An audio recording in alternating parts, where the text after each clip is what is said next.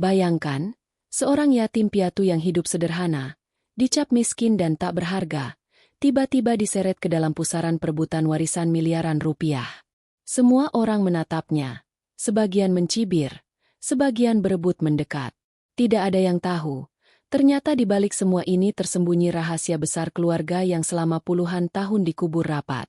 Apa yang sebenarnya terjadi? Apakah ini takdir dari Allah untuk menguji kesabaran dan iman seorang anak yatim?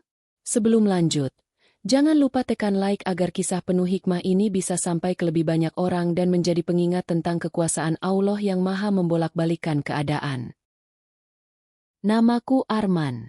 Aku tak pernah tahu siapa ayahku, dan wajah ibuku pun hanya samar dalam ingatan masa kecil yang kabur. Yang ku tahu pasti hanyalah satu hal. Aku dibesarkan oleh panti asuhan kecil di pinggiran kota yang bahkan tak punya papan nama layak. Di sana, tak ada pelukan hangat setiap malam, tak ada dongeng pengantar tidur, hanya deretan anak-anak dengan mata kosong, mencoba bertahan hidup sambil berharap esok pagi ada dermawan datang membawa roti. Sejak kecil aku sudah terbiasa hidup dalam bayang-bayang rasa kehilangan. Bukan hanya kehilangan orang tua, tapi juga kehilangan harga diri. Di sekolah, aku disebut anak buangan. Setiap kali ada acara wali murid, aku hanya bisa duduk diam di pojokan, pura-pura tidak peduli, sementara teman-temanku dipeluk orang tuanya, disuapi nasi bungkus, dipakaikan jaket saat hujan turun. Aku hanya bisa menatap dari balik jendela, menahan sesak yang terus menggunung di dada. Aku tumbuh jadi pribadi yang pendiam, bukan karena aku tak punya kata, tapi karena setiap kali bicara, dunia seperti tak ingin mendengarkan. Guru-guru hanya memperhatikan anak-anak dari keluarga terpandang. Aku dikasih nilai pas-pasan, meskipun aku sering dapat nilai tertinggi di ujian. Waktu kuangkat tangan, mereka berpaling. Saat aku mencoba memberi saran, mereka menghela napas. Seolah-olah kehadiranku adalah sesuatu yang merepotkan. Di panti, aku sering dituduh melakukan hal yang tidak kulakukan. Pernah suatu malam, saat lampu padam, dompet salah satu pengurus hilang. Semua anak ditanyai satu persatu. Aku diam, tapi matanya langsung menatapku. Sinis. Kamu lagi, ya, men? Katanya dingin. Aku tidak membela diri. Untuk apa? Di tempat seperti ini, kebenaran tak punya tempat. Yang punya kuasa adalah prasangka dan suara yang paling keras. Satu-satunya pelarian bagiku adalah masjid kecil di samping panti. Disitulah aku merasa dihargai, meski hanya dengan senyum Pak Ustaz yang selalu menyapaku. Sudah sholat, nak? Di bawah temaram lampu masjid, aku sering menangis dalam sujud. Ya Allah, kalau memang Engkau punya rencana dalam hidupku, tolong jangan biarkan aku jatuh lebih dalam dari ini. Aku lelah, tapi aku ingin percaya bahwa Engkau masih melihatku. Usiaku menginjak 20 saat aku harus keluar dari panti.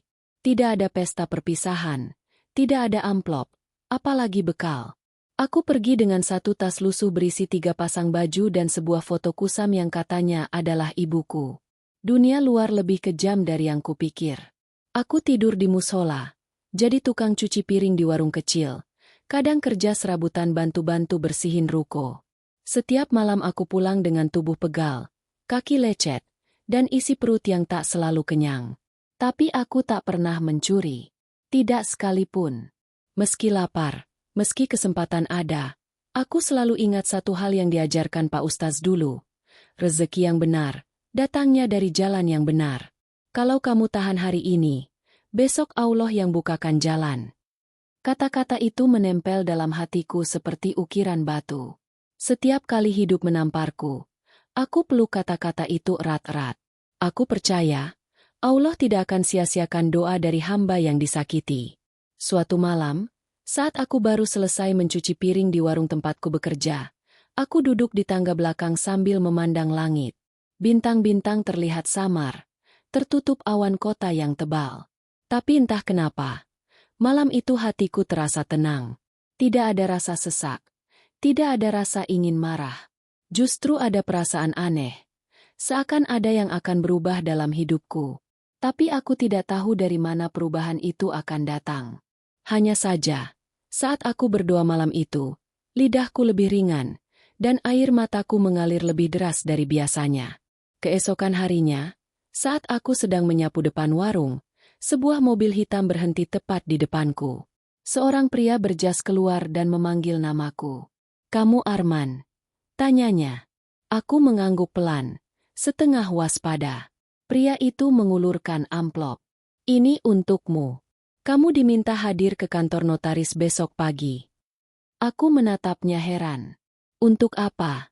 tanyaku. Tapi pria itu hanya menjawab singkat. "Kamu akan tahu saat kamu datang." Aku menatap amplop di tanganku. Bingung.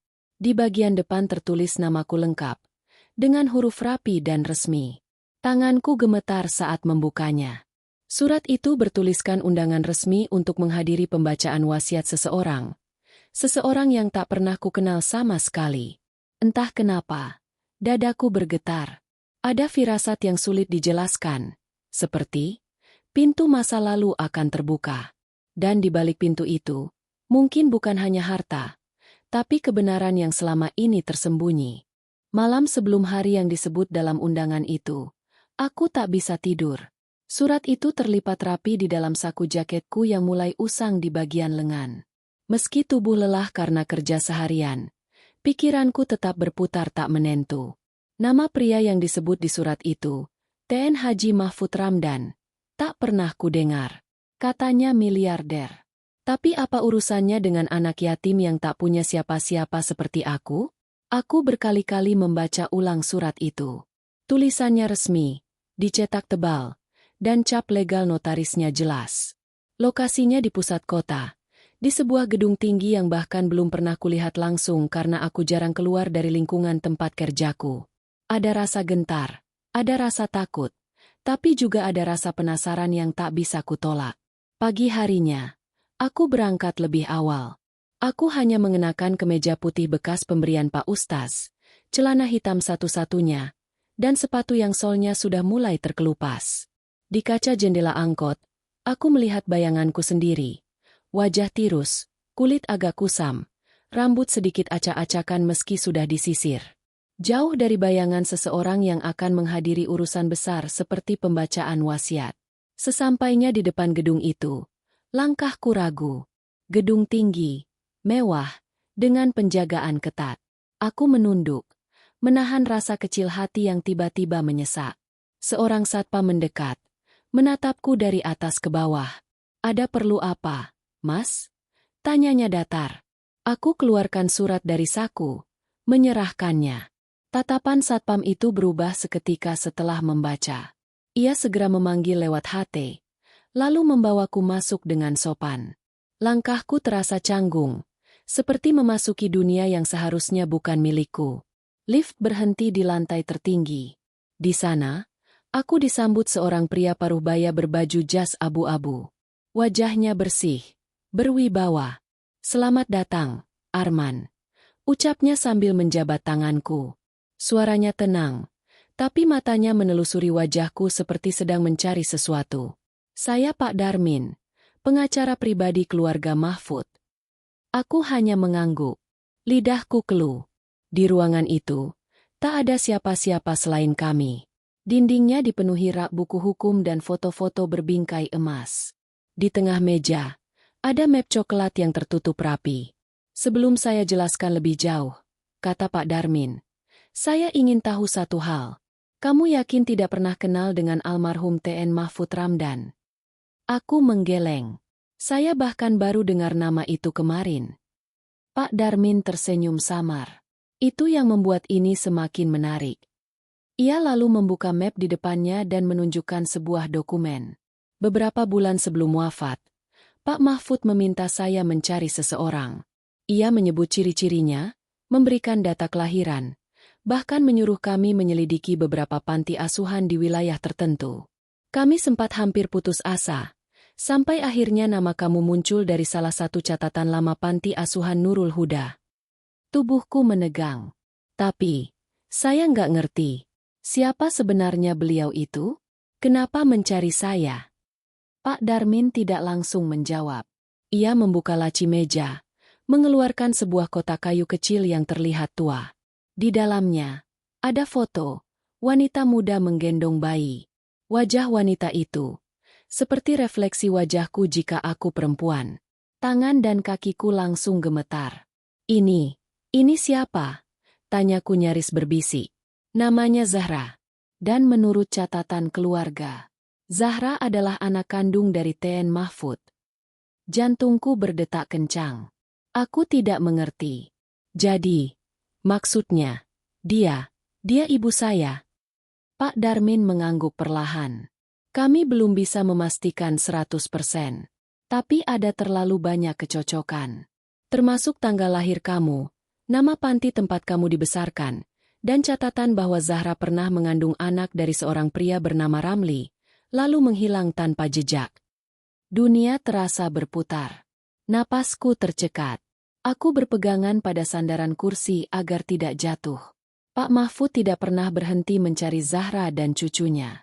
Dia merasa dikhianati oleh keluarganya sendiri. Dan sejak itu hidupnya berubah. Ia tidak percaya pada siapapun, kecuali harapan bahwa suatu hari ia bisa bertemu darah dagingnya sendiri.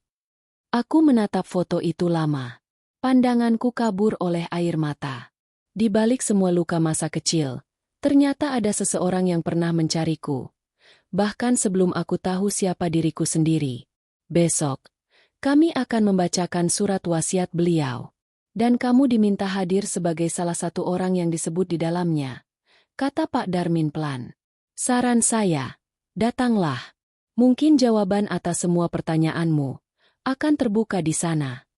Aku mengangguk pelan. Meski masih bingung, hatiku terasa seolah sedang didorong menuju arah yang tak pernah kubayangkan. Dalam diam, aku berbisik dalam hati. Ya Allah, jika ini jalan MU, maka tuntun aku. Jangan biarkan aku tersesat lagi. Pagi itu, langit Jakarta mendung.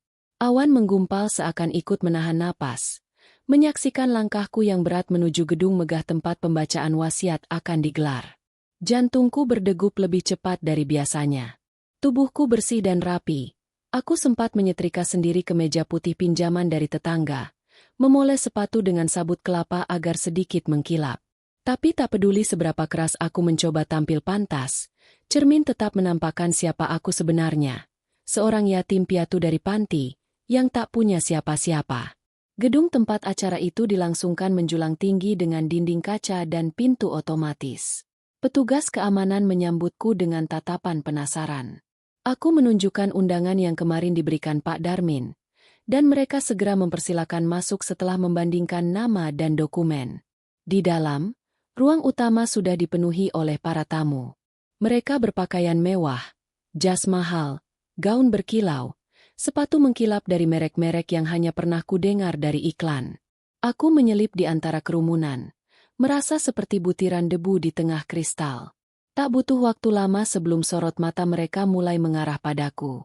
Satu persatu, bisikan itu muncul, seperti gerimis yang berubah jadi badai. Itu siapa?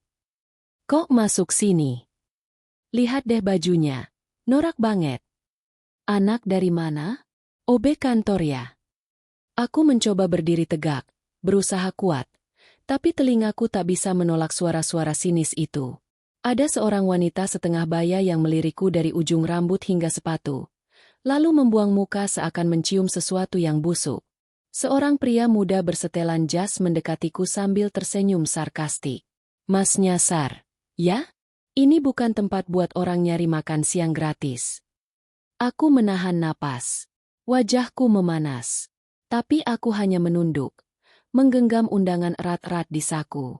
Aku tahu, kalau aku bicara, mereka akan mencibir lebih keras. Kalau aku membela diri, mereka akan menuduhku mencari perhatian. Maka, aku diam, dan menahan semuanya dalam hati. Beberapa menit kemudian, Pak Darmin datang menghampiri. Tatapan sinis yang tadi mengarah padaku kini beralih ke pria berjas itu. Namun tak satu pun berani berkata apa-apa. Terima kasih sudah datang, Arman. Ucapnya hangat sambil menepuk pundakku. Acara akan dimulai sebentar lagi. Ikuti saya ke depan. Langkahku terasa kaku saat berjalan melewati barisan tamu yang kini menatapku dengan lebih tajam dari sebelumnya. Beberapa bahkan mulai memfoto diam-diam. Ku tahu, dalam kepala mereka, aku adalah aib yang tiba-tiba muncul dalam acara keluarga terhormat. Tak sedikit yang menggumam. Kok bisa-bisanya bawa anak jalanan ke sini? Pak Darmin menuntunku duduk di kursi deretan depan. Tepat di sebelah kanan meja besar tempat surat wasiat akan dibacakan. Seorang pria tua duduk di sampingku, menatapku heran. Ia mengenakan jam tangan mewah dan cincin emas di jari tengah. "Kamu siapa?" tanyanya ketus. "Kenapa duduk di sini?"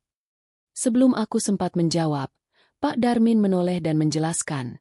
"Ini Arman, salah satu pihak yang tercantum dalam wasiat almarhum." Ruangan hening sesaat. Lalu pecahlah gumaman-gumaman tak percaya. "Arman siapa? Wasiat? Jangan bercanda. Dia pasti nipu. Anak pungut mungkin." Seorang wanita dengan make-up tebal berdiri dari kursinya dan menunjukku. "Saya nggak terima. Bapak saya pasti dijebak buat nulis nama dia. Lihat saja wajahnya. Jelas bukan dari keluarga kita." Darahku berdesir. Ingin rasanya berdiri dan menjelaskan bahwa aku pun tidak tahu kenapa namaku ada di surat itu. Bahwa aku pun bingung, sama seperti mereka. Tapi lidahku keluh. Yang kulakukan hanya menunduk dan menguatkan hati. "Ya Allah, sabarkan aku," bisikku dalam hati. Pak Darmin berdiri di depan podium, mengetuk mikrofon untuk meminta perhatian. "Mohon tenang. Kita akan mulai pembacaan surat wasiat sesuai prosedur hukum yang sah. Semua pihak yang hadir telah dicatat dan terverifikasi oleh notaris." Saat itu, wajah-wajah di sekitarku masih menyimpan amarah. Beberapa terlihat resah, bahkan mulai berbisik satu sama lain dengan nada penuh intrik. Mataku menatap lurus ke depan, tapi pikiranku mengembara. Sungguh, jika bukan karena dorongan hati yang terasa seperti petunjuk dari Allah, aku pasti sudah lari dari tempat ini sejak tadi. Namun entah kenapa, meski dikepung rasa asing dan penuh penolakan, aku tetap duduk diam di sana. Ada keyakinan samar yang menguat. Mungkin inilah saatnya. Awan gelap masa lalu mulai membuka sedikit celah, dan cahaya kebenaran akan segera muncul. Ruangan itu hening. Udara terasa menekan, seakan semua oksigen disedot keluar oleh rasa curiga, amarah, dan ketegangan yang menggumpal di antara para tamu yang hadir. Sorot mata mereka menusukku tajam, menilai, mencurigai, bahkan ada yang tampak ingin mengusirku secara paksa. Aku duduk kaku di kursi depan, tepat di samping Pak Darmin, seolah tubuhku tertambat oleh beban tak terlihat. Pak Darmin membuka map berisi dokumen tebal, lalu berdiri dan membersihkan tenggorokannya pelan.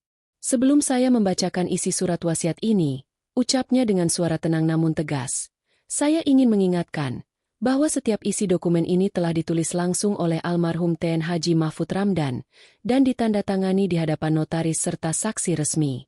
Tidak satu pun huruf diubah." Beberapa anggota keluarga besar yang duduk di bangku baris depan mulai resah. Salah satu pria berperut buncit dan berkepala plontos memutar bola matanya sambil berbisik ke wanita di sampingnya. Seorang wanita lain yang sejak tadi mencibirku kini bersedekap dan tampak bersiap menyerang setiap kata yang akan keluar dari mulut Pak Darmin. Sementara aku hanya diam. Hati berdebar seperti genderang perang. Tapi wajahku tahan tetap datar. Seakan sudah tahu, sesuatu akan terjadi, sesuatu yang tak mungkin lagi bisa dibendung. "Lewat surat ini," lanjut Pak Darmin perlahan, almarhum TN Mahfud menyampaikan amanat terakhirnya. Beliau meminta agar surat ini tidak hanya dibacakan, tapi juga disaksikan oleh seluruh keluarga besarnya, termasuk oleh pihak yang selama ini tidak dikenal oleh siapapun dari kalangan keluarga, Arman. Sekelilingku bergemuruh. Siapa sih anak ini? Enak banget ya, baru muncul langsung dibawa-bawa. Ngaku-ngaku cucu, padahal cuma cari untung. Aku menggenggam ujung celana hitamku erat-erat, menahan emosi yang mulai membakar tenggorokan. Tapi aku tahu, ini belum waktunya menjawab. Aku harus sabar. Harus kuat. Pak Darmin membuka halaman pertama surat wasiat. Suaranya perlahan membacakan setiap kalimat, dengan nada hati-hati, seolah setiap kata bisa menjadi percikan api yang membakar emosi yang sudah sejak awal terpantik.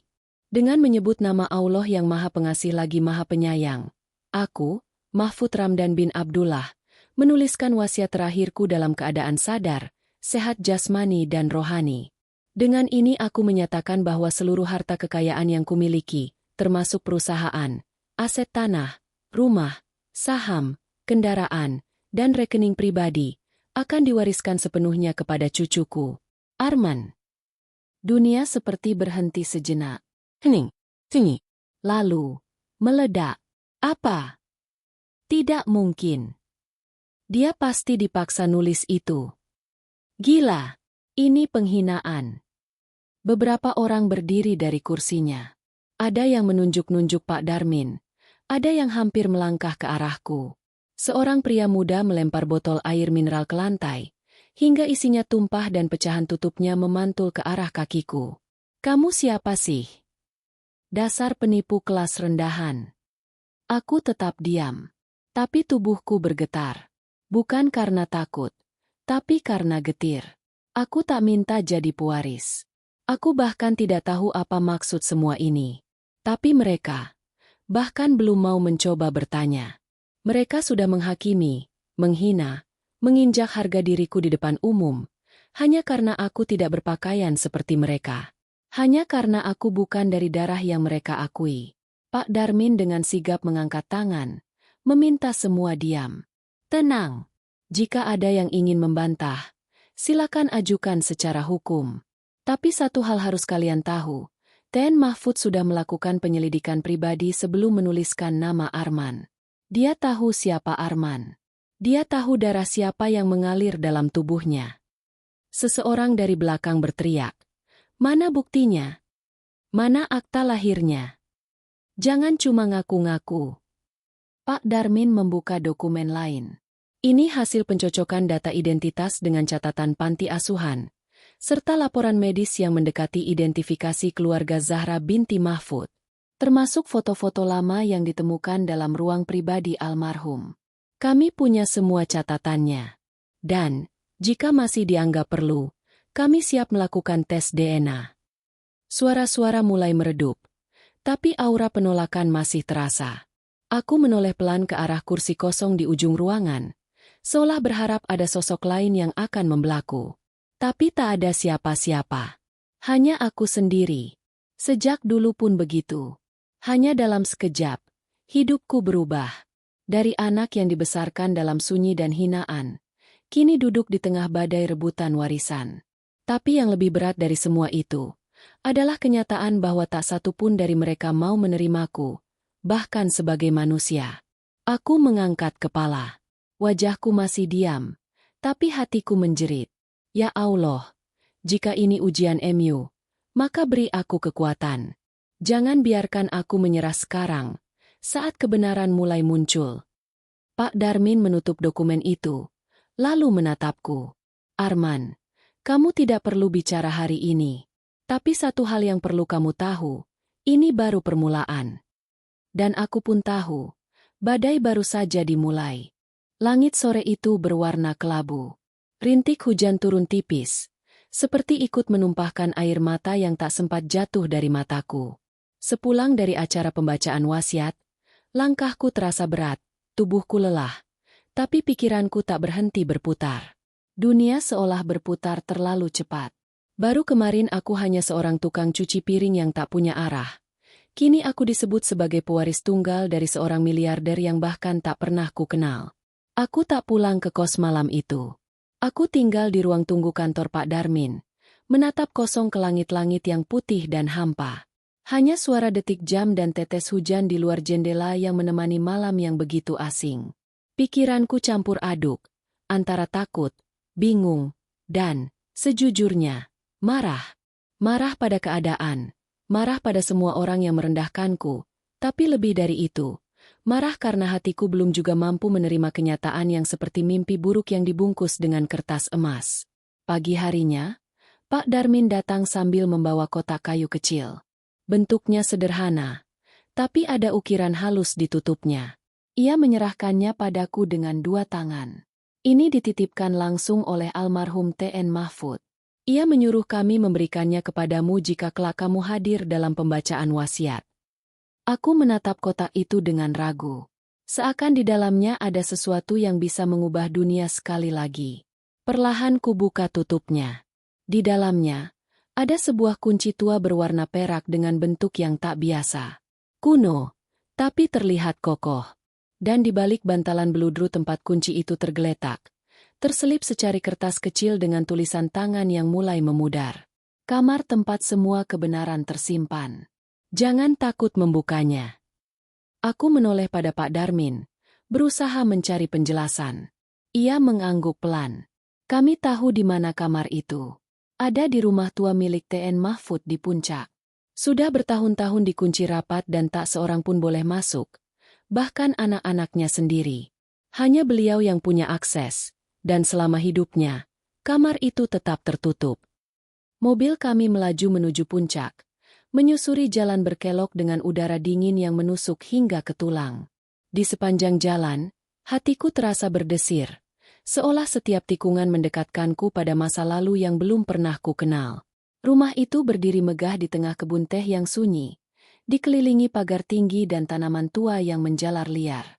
Begitu kami masuk, aroma kayu tua dan debu menyambut. Seisi rumah terasa seperti museum. Lukisan-lukisan keluarga tergantung di dinding, karpet mahal menutupi lantai, dan kaca-kaca jendela besar dipenuhi embun yang menempel dingin. Semua tampak sepi. Tapi bukan sepi biasa. Sepi yang menyimpan rahasia. Sepi yang mengintai. Pak Darmin mengajakku menuju sayap kanan rumah, ke lorong sempit yang tampak jarang dilalui. Di ujungnya, ada sebuah pintu tua dari kayu jati tebal dengan gagang besi yang sudah mulai berkarat. Di bagian tengah pintu, ada lubang kunci yang ukurannya sama persis dengan bentuk kunci yang kuterima tadi pagi. Tanganku gemetar saat menyelipkan kunci itu ke dalam lubang. Sejenak aku ragu. Napasku terasa berat. Pak, bisikku pelan. Kalau ternyata di dalamnya malah lebih menyakitkan, gimana? Pak Darmin menepuk bahuku lembut. Kalau kamu sudah sampai sejauh ini, itu tandanya kamu sudah siap. Mungkin bukan untuk langsung menerima, tapi untuk memahami. Klik. Suara mekanisme tua itu berbunyi, dan pintu perlahan terbuka. Aroma lembab dan dingin menerpa wajahku. Di dalam, ruangan itu gelap. Hanya ada satu jendela kecil di atas yang memancarkan cahaya redup. Debu menari di udara, menari di antara sunyi yang menggema. Di salah satu sudut, berdiri sebuah meja kayu besar dengan tumpukan kotak arsip, album foto, dan buku catatan tebal yang tampaknya sudah bertahun-tahun tak disentuh siapapun. Aku melangkah pelan ke dalam ruangan itu, mendekati meja, lalu menarik kursi tua yang kaki-kakinya mengeluarkan suara berderit saat digeser. Tangan gemetar membuka satu persatu album, memperhatikan foto-foto yang tertempel di dalamnya. Dan di sana, untuk pertama kalinya dalam hidupku, aku melihat foto ibuku. Wajahnya lembut, senyumnya tenang. Ia berdiri di samping seorang pria tua yang memeluk pundaknya dengan bangga. Itu, kakekku, T.N. Mahfud. Dan, di foto lain, ada gambar seorang bayi laki-laki dalam gendongannya. Bayi itu, aku. Air mataku jatuh tanpa bisa kutahan. Tangisku bukan tangis bahagia, bukan pula tangis sedih, tapi tangis dari seseorang yang seumur hidup mencari asal-usulnya, dan kini menatap bukti bahwa ia tak benar-benar sendirian seperti yang selalu ia pikirkan. Di sebelah album itu, ada buku catatan harian. Di lembar pertama, tertulis tulisan tangan kakekku. Zahra, anakku. Maaf karena waktu itu aku tak mendengar hatimu. Kau memilih cinta, dan aku membalas dengan kemarahan. Kini kau menghilang, membawa cucuku tanpa pamit. Tapi aku tahu, suatu hari nanti, anak itu akan kembali ke rumah ini. Dan ketika hari itu tiba, semua yang kupunya adalah miliknya. Bukan karena harta, tapi karena penyesalanku. Aku menutup buku itu perlahan. Hatiku bergemuruh. Seakan setiap kalimat tadi mengguncang dinding hatiku yang selama ini tertutup luka. Aku bukan lagi sekadar yatim piatu. Aku adalah bukti dari pengorbanan seorang ibu, dari penyesalan seorang ayah, dan dari takdir yang dipintal Allah dengan cara yang tak bisa ditebak oleh siapapun. Aku masih duduk terpaku di depan meja tua itu. Suasana di dalam ruang rahasia itu sunyi, tapi batinku bergemuruh seperti lautan yang baru saja diterjang badai. Lembar demi lembar foto berserakan di atas meja. Tanganku menyentuhnya satu persatu dengan gemetar, seolah aku tengah menyusun kembali potongan hidup yang selama ini tercerai-berai. Di salah satu foto, ada seorang wanita muda yang tersenyum sembari menggendong bayi kecil.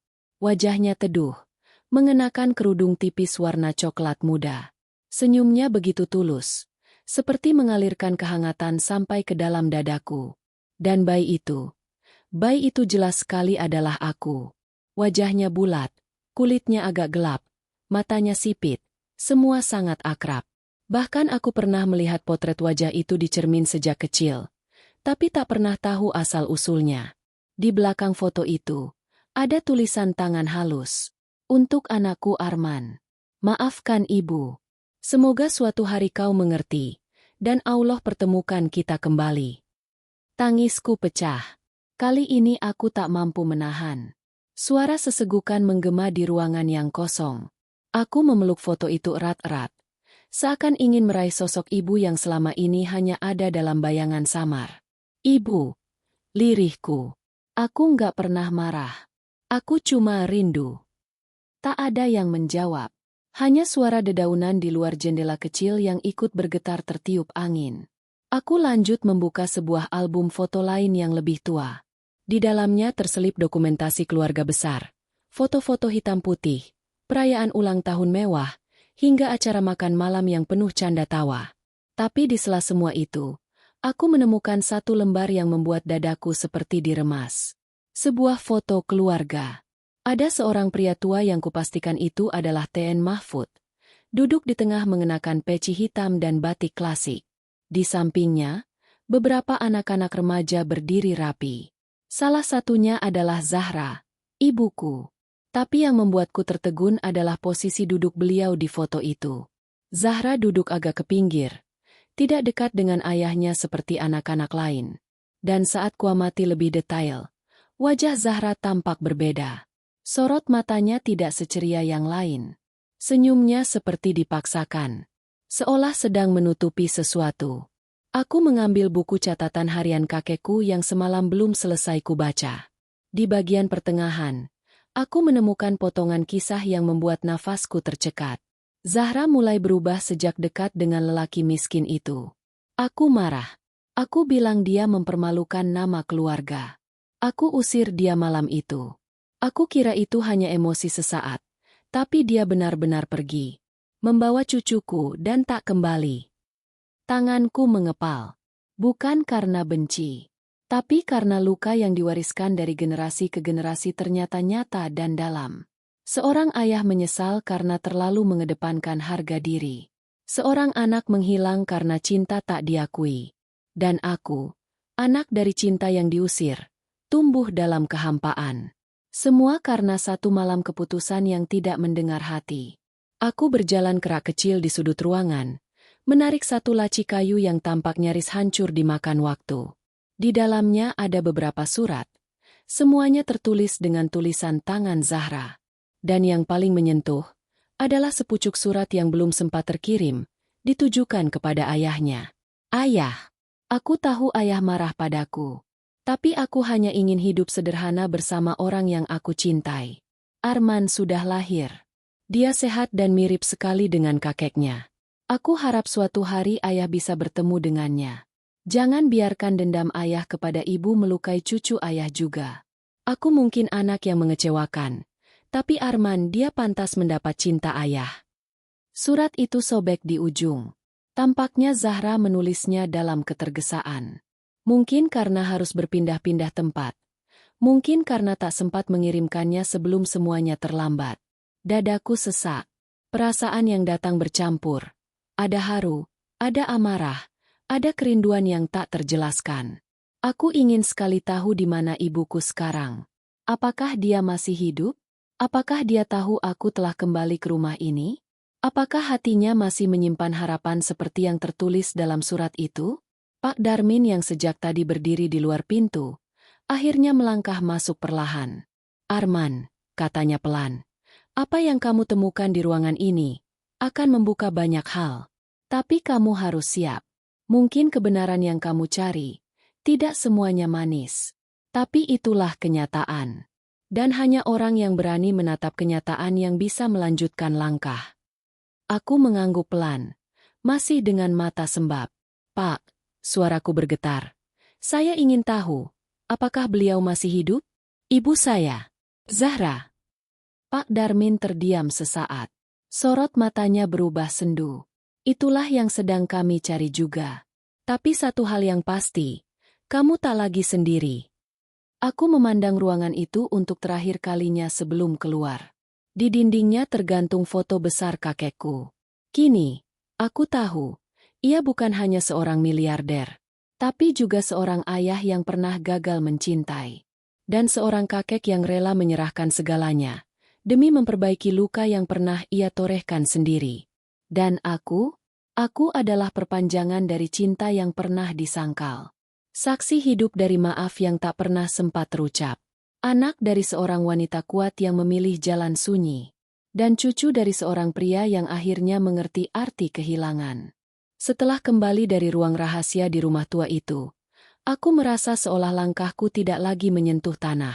Terlalu banyak kenyataan yang mengoyak jiwaku dalam waktu singkat. Foto-foto masa kecil, surat-surat ibu, tulisan tangan kakek. Semuanya membentuk potongan mozaik yang perlahan-lahan menjelaskan siapa aku sebenarnya. Tapi di balik semua itu, ada satu pertanyaan yang belum bisa kulepaskan dari dalam dada. Kenapa seorang pria seperti TN Mahfud, dengan segala kuasa dan hartanya, memilih mengurung diri di rumah besar itu selama puluhan tahun? Sore itu, setelah sempat beristirahat di ruang tamu, Pak Darmin mendekatiku dengan wajah berat. Ada sesuatu dalam tatapannya yang tak biasa. Ia membawa sebuah map tipis berisi dokumen lama, lalu duduk di depanku dan meletakkannya di meja. "Arman," katanya pelan, "sebelum kamu mengetahui ini, aku ingin kamu kuat. Apapun yang terjadi, jangan patah." Aku mengangguk pelan, meski hatiku belum siap. Pak Darmin membuka map itu dan menampilkan selembar surat dari rumah sakit jiwa swasta, bertanggal 20 tahun yang lalu. Tercantum di sana nama lengkap, Haji Mahfud Ramdan bin Abdullah, dengan status pasien rawat intensif. Namun yang lebih mencengangkan, bagian diagnosisnya tertulis, tidak mengalami gangguan mental. Tapi di kolom catatan, ada satu kalimat yang membuat mataku membelalak. Pasien dikurung atas perintah keluarga dengan dalih penanganan trauma emosional. Tidak ada indikasi medis yang membenarkan rawat inap jangka panjang. Tubuhku terhuyung pelan. "Apa maksudnya ini, Pak?" tanyaku parau. "Kakek, dikurung? Oleh keluarganya sendiri?" Pak Darmin mengangguk dengan wajah tertahan. "Setelah ibumu menghilang membawa kamu, TN Mahfud jadi sosok yang sangat berbeda. Ia menutup diri, sering menghabiskan waktu berjam-jam di ruang kerjanya, mengumpulkan catatan, mencari kalian berdua. Tapi anak-anaknya menganggap itu kegilaan. Mereka menilai kakekmu sudah tak waras, karena terlalu terpaku pada masa lalu." Aku mengepalkan tangan. Jadi mereka menjebaknya? Demi apa? Harta. "Lebih dari itu," ujar Pak Darmin. "Anak-anaknya takut. TN Mahfud punya kuasa penuh atas warisan, saham perusahaan, dan aset keluarga. Mereka khawatir ia akan mengubah wasiat. Maka mereka mencari celah untuk menyingkirkannya secara diam-diam. Dengan bantuan seorang dokter yang bisa disuap, mereka menyatakan beliau perlu perawatan psikologis. Dan sejak itu, beliau dikurung di kamar pribadi, diisolasi, bahkan dijaga agar tidak bisa keluar rumah. Dunia tak pernah tahu. Mataku panas. Nafasku terengah. "Ya Allah," bisikku lirih. "Kenapa sedalam ini pengkhianatan itu?" Pak Darmin berdiri dan berjalan kerak besar di dinding, mengambil sebuah bingkai foto besar. Di dalamnya, ada salinan surat dari TN Mahfud, ditulis dengan tinta biru dan distempel di ujungnya. Itu adalah pengakuan tertulis, lengkap dengan tanda tangan dan tanggal, tentang bagaimana beliau akhirnya menyadari semua rencana jahat anak-anaknya. Jika kelak surat ini dibuka oleh cucuku, ketahuilah bahwa aku hidup dalam penjara buatan anak-anakku sendiri. Tapi aku tidak dendam. Aku hanya ingin memastikan bahwa kebenaran sampai padamu, agar garis darah ini tidak mati dengan luka yang diwariskan. Aku memeluk bingkai itu. Entah kenapa, aku merasa ada bagian dari diriku yang selama ini kosong, kini perlahan-lahan terisi. Kakekku mungkin pernah salah memilih cara, pernah gagal menjadi ayah yang penuh kasih bagi ibuku, tapi pada akhirnya, ia memilih untuk membayar semuanya dengan cara yang paling menyakitkan, hidup dalam sunyi, demi menunggu kami kembali. Berapa lama beliau terkurung? Tanyaku lirih. 22 tahun, jawab Pak Darmin, nyaris seperti desahan. Tanpa akses bebas, tanpa media, tanpa tamu. Hanya beberapa staf kepercayaan yang masih setia padanya. Dan aku tetap jadi pengacaranya, meski secara diam-diam. Surat wasiat itu pun disusun jauh sebelum beliau meninggal. Tapi baru boleh dibuka ketika benar-benar yakin bahwa kamu sudah ditemukan. Aku menggeleng pelan. Dan selama itu, tak satu pun anaknya peduli. Mereka hanya peduli pada kekuasaan, jawab Pak Darmin. Mereka hidup dari nama besar ayah mereka, tapi tak satu pun mau mengenangnya dengan cinta. Yang mereka inginkan hanya warisan. Tapi warisan sejati, Arman, bukan hanya soal harta, tapi juga kehormatan. Dan itu yang kini ada di tanganmu. Aku menarik napas panjang. Dada masih sesak. Tapi perlahan hatiku mulai paham. Kenapa semua terasa begitu rumit? Kenapa jalanku penuh luka sejak lahir? Mungkin karena Allah sedang membentukku, bukan untuk sekadar mewarisi kekayaan, tapi untuk menjadi penjaga kebenaran yang telah dikubur dalam diam. Aku bangkit dari duduk. Mata menatap lurus ke jendela rumah tua itu yang mengarah ke perbukitan. Saya nggak janji bisa sempurna, Pak, ujarku pelan. Tapi saya janji, saya nggak akan sia-siakan pengorbanan beliau. Dan saya akan cari ibu. Sampai ketemu. Pak Darmin tersenyum tipis. Itu bukan tugas mudah, Nak. Tapi kalau kamu sudah sampai sejauh ini, artinya kamu bukan anak biasa. Kamu anak yang dipersiapkan Allah untuk sesuatu yang lebih besar. Aku diam, menatap langit yang mulai cerah di kejauhan. Dan untuk pertama kalinya, aku merasa aku tahu siapa diriku. Beberapa hari setelah semua kebenaran terungkap di rumah tua Puncak, aku kembali ke Jakarta. Tapi kali ini bukan sebagai seorang yatim piatu yang diremehkan, melainkan sebagai seseorang yang membawa nama dan kehendak terakhir Tn Mahfud Ramdan, kakekku yang selama puluhan tahun dikurung oleh darah dagingnya sendiri. Pak Darmin menemaniku ke pengadilan negeri. Ia bilang, pertarungan sesungguhnya baru dimulai. Karena meskipun surat wasiat sah secara hukum, bukan berarti semuanya akan menerima dengan tenang. Apalagi keluarga besar itu, yang selama ini merasa berhak atas semua warisan hanya karena mereka menyandang nama besar Mahfud. Dan benar saja. Baru beberapa menit setelah kami duduk di ruang tunggu sidang, sekelompok orang datang dengan langkah cepat dan wajah penuh emosi. Mereka adalah anak-anak kandung kakekku, lengkap dengan pengacara pribadi yang tampak seperti singa kelaparan siap menerkam mangsa. Salah satu dari mereka, seorang pria gemuk berkacamata tebal, langsung menunjuk wajahku. Anak ini penipu, teriaknya lantang. Dia pasti dimanfaatkan. Tidak mungkin ayah wariskan semuanya ke anak kampung seperti ini. Aku diam, tidak membalas. Tapi dari dalam, hatiku menjerit. Mereka tidak tahu, atau mungkin pura-pura lupa, bahwa merekalah yang dulu mengunci ayah mereka sendiri, merampas hak bicara seorang tua hanya karena takut kehilangan kekuasaan. Perempuan paruh baya bergaun ungu angkat suara. Suaranya cempreng namun penuh racun. Kami ini anak sah. Kami yang mengurus ayah sejak muda sampai tua. Dia nggak pernah cerita punya cucu. Pak Darmin berdiri, tenang namun tegas. Benar, kalian anak-anak kandung beliau. Tapi kalian juga yang menandatangani perintah isolasi medis palsu. Kalian yang menyuap dokter untuk menahan beliau selama 2 dekade. Dan kalian juga yang tak pernah mencarinya saat dia mulai hilang arah karena kehilangan Zahra. Sontak suasana ruangan memanas. Semua berteriak, membantah, menunjuk-nunjuk, menyebut tuduhan itu fitnah. Tapi Pak Darmin tetap tak bergeming. Ia mengangkat berkas setebal hampir 1 senti. Semua bukti dokumen, hasil investigasi, rekaman saksi, bahkan surat pengakuan dari dokter yang pernah disuap. Silakan serang saya, kata Pak Darmin dingin. Tapi jangan kira saya berdiri sendiri. Saya membawa kebenaran. Dan saya berdiri bersama wasiat almarhum. Pengacara dari pihak keluarga berusaha memotong, menyebut bahwa aku tidak sah sebagai ahli waris karena tidak bisa membuktikan secara biologis. Tapi itu sudah diprediksi. Pak Darmin kemudian menyerahkan hasil tes DNA yang dilakukan diam-diam sebelum pembacaan wasiat.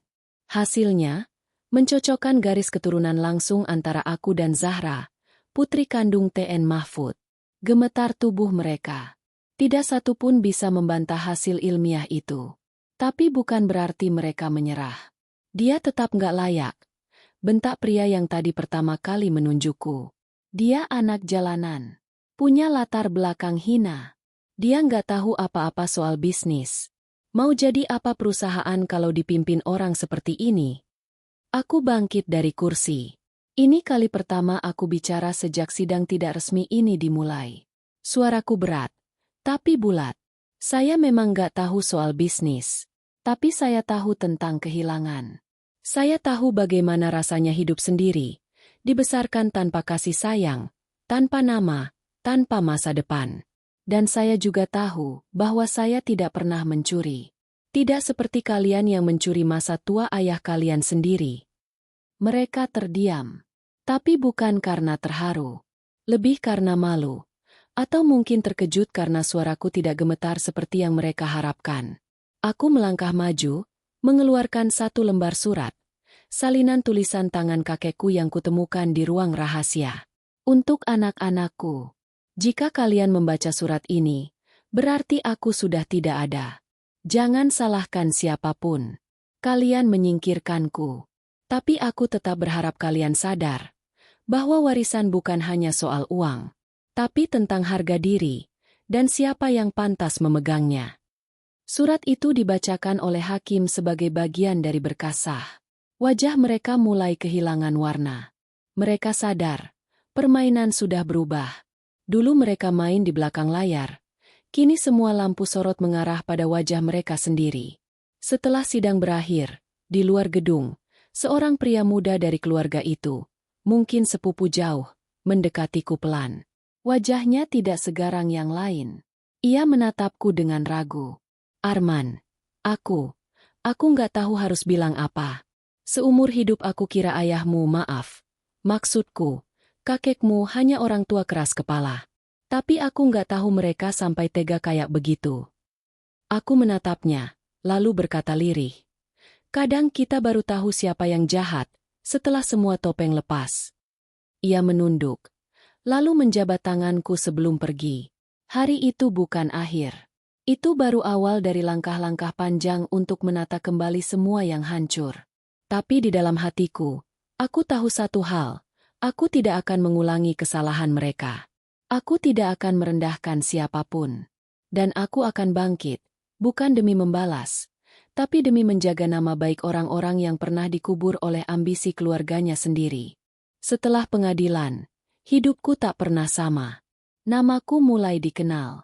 Bukan hanya di kalangan pengusaha atau media, tapi juga di lingkungan yang dulu menutup mata saat aku dilupakan dunia. Banyak yang mendadak ramah. Banyak yang mendekat dengan wajah manis. Padahal mereka adalah orang-orang yang dulu menatapku seperti kotoran di lantai. Tapi aku tak gila hormat. Yang kucari bukan itu. Yang kucari adalah ibu. Sejak semua ini terbuka, bayang wajahnya menghantui tiap malamku.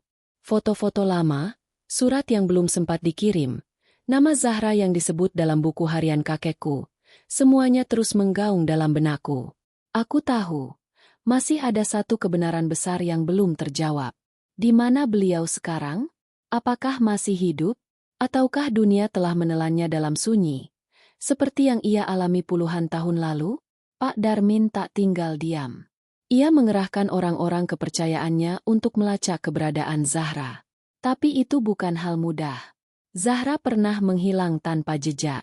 Ia sengaja menghapus semua identitasnya, mengganti nama, bahkan memutus kontak dengan siapapun, demi melindungi aku, anak yang ia kandung dan lahirkan dalam tekanan.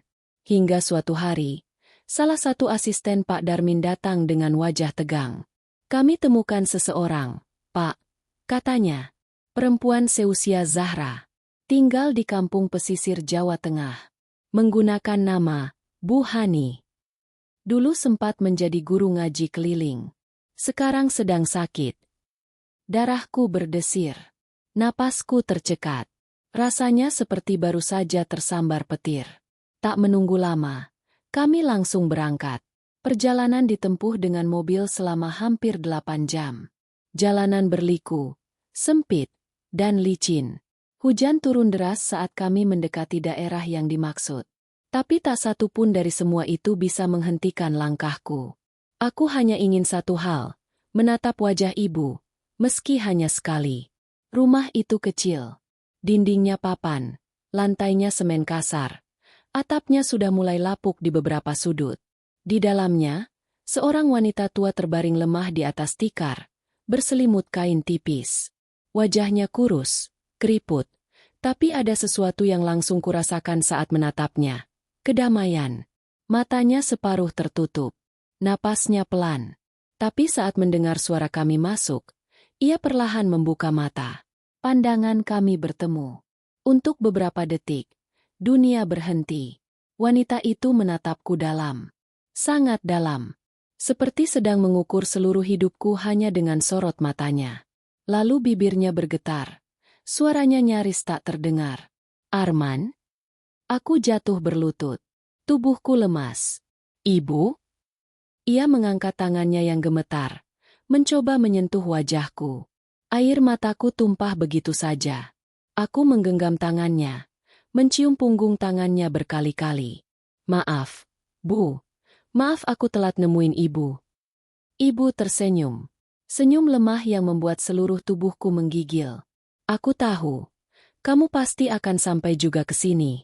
Allah tidak tidur, Nak." Tangis kami pecah. Tak peduli orang-orang di sekeliling. Tak peduli debu, hujan, atau udara lembab di ruangan itu. Semua hilang. Yang tersisa hanya seorang anak yang akhirnya menemukan ibunya, dan seorang ibu yang selama ini hidup dengan harapan satu-satunya, bisa memeluk anaknya lagi sebelum ajal datang. Setelah suasana mereda, ibu mulai bercerita. Dengan suara lirih, ia buka satu persatu kebenaran yang selama ini tersembunyi. Tentang bagaimana ia diusir malam itu, saat memilih ayahku, Ramli, lelaki sederhana yang mencintainya tanpa pamrih. Tentang bagaimana ia diburu oleh keluarganya, dianggap mempermalukan nama besar keluarga. "Ayahmu orang baik, Men," katanya pelan. "Tapi karena dia cuma tukang sablon, mereka anggap dia bukan siapa-siapa. Kami hidup berpindah-pindah. Kamu lahir di rumah kontrakan kecil.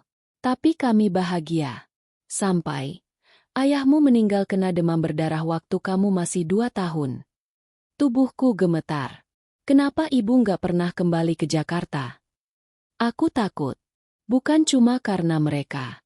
Tapi karena aku tak ingin kamu tumbuh dalam dendam. Aku ingin kamu hidup dengan tenang. Meski aku harus hidup dalam bayang-bayang, aku rela. Aku tak sanggup menahan air mata. Ternyata, aku tak pernah ditinggalkan. Ibu selalu ada. Tapi dunia yang kejam membuatnya harus menyembunyikan segalanya. "Ibu," ucapku terbata. "Sekarang ibu nggak sendiri lagi. Rumah itu, rumah kita. Warisan itu milik kita. Aku janji, aku akan rawat ibu. Sampai kapanpun." Ia menggeleng pelan. "Aku nggak butuh rumah megah. Yang aku butuh cuma kamu. Kamu sudah hidup baik, meski tanpa aku. Itu cukup buatku." Hari itu menjadi hari paling sakral dalam hidupku. Hari di mana seluruh kepingan puzzle hidupku akhirnya menyatu. Hari di mana kebenaran yang terpendam selama puluhan tahun akhirnya muncul ke permukaan. Dan hari di mana aku benar-benar paham Bahwa cinta sejati tak selalu keras bersuara. Kadang ia memilih diam, demi menjaga.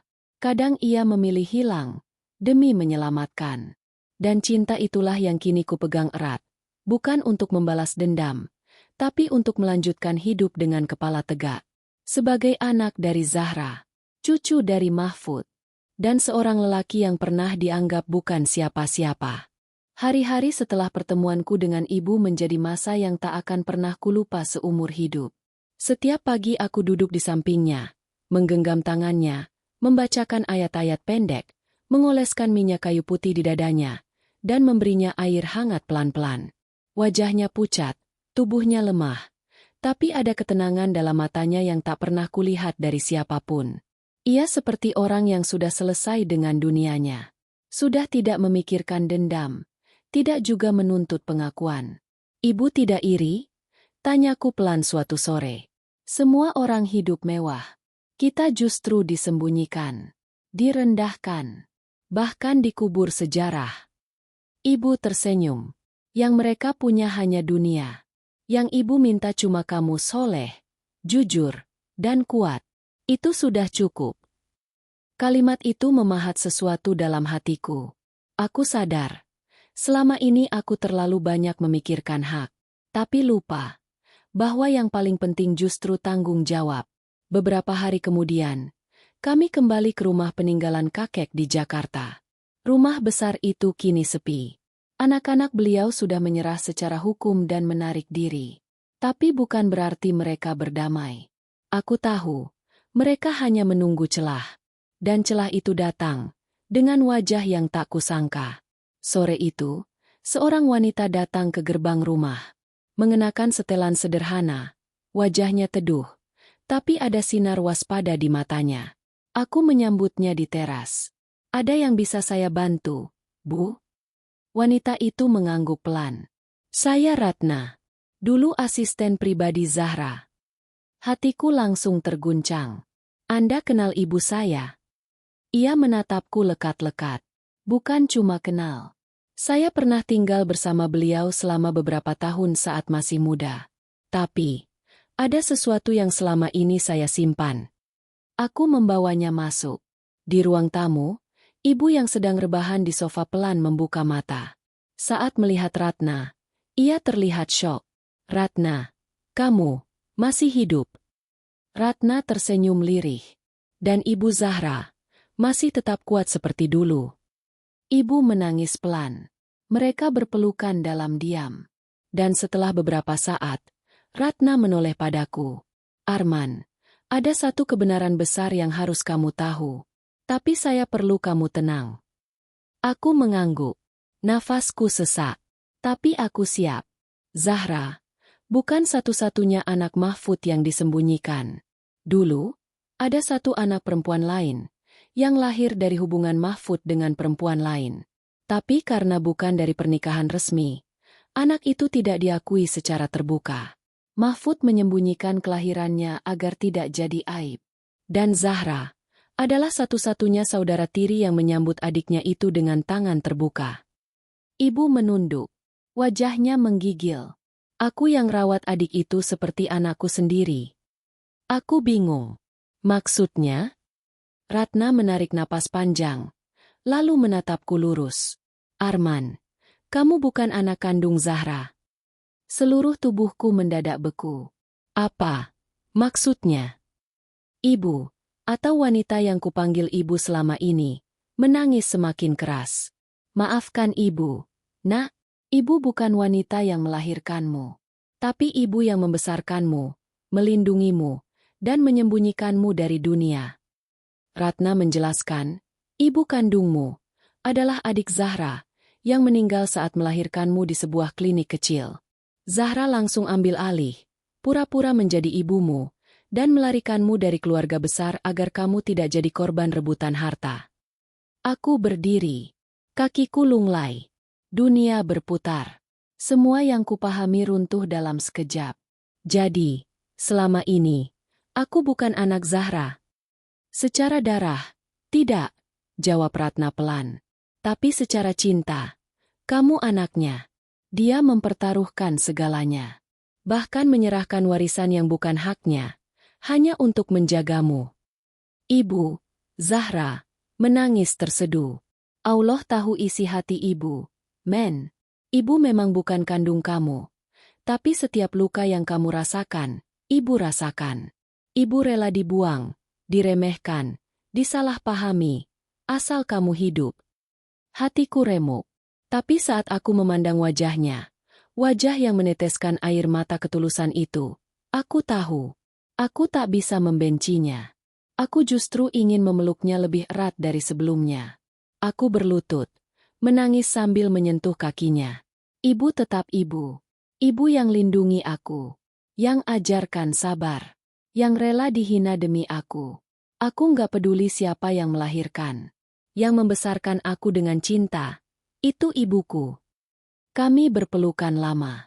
Semua tangis tumpah. Bahkan Ratna ikut menangis. Hari itu, aku bukan hanya menemukan asal-usulku. Tapi aku juga menemukan definisi cinta yang tak bisa dijelaskan oleh garis keturunan. Cinta yang hanya dimengerti oleh hati yang rela kehilangan segalanya. Demi satu hal, agar anaknya tetap hidup. Dan aku tahu, hari itu bukan akhir dari cerita. Itu adalah awal dari hidup yang baru. Hidup sebagai anak dari dua wanita kuat. Satu yang memberiku darah, dan satu yang memberiku hidup. Selesai.